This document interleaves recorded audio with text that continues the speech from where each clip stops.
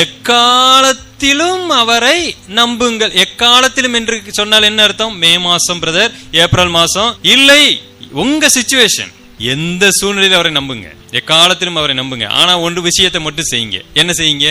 அவர் சமூகத்தில் உங்கள் இருதயத்தை ஊற்றி விடுங்கள். அவருக்கு தெரியும் உங்க இருதயத்துல என்ன இருக்குன்னு, ஆனா அதை நீங்க சொல்றீங்களான்னு பாக்குறாரு. தேவனுடைய சமூகத்தில் ரொம்ப நம்பிக்கையான ஒரு நபர் இருந்தா உங்களுடைய துக்கங்களை ஷேர் பண்ணுவதுல தப்பு இல்ல.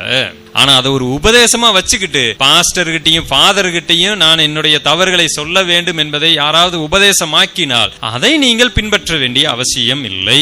எவ்வளவு பெரிய அயோக்கியத்தனத்தை நான் செய்திருந்தாலும் சரி, மிகப்பெரிய மோசமான வெளியிலே சொல்ல முடியாத அளவுக்கான விஷயங்களை செய்திருந்தாலும் சரி, இருதயத்தை ஊற்றுதல் என்ற வார்த்தை ரொம்ப அற்புதமான வார்த்தை. ஏன்னா அவரை எக்காலத்திலும் நம்பலாம். அவர் அதை சரி செய்ய வல்லமையுள்ளவராக இருக்கிறார். கர்த்தரை நம்புங்கள், நிச்சயமாகவே முடிவு உண்டு, நம்பிக்கை வீண் போகாது.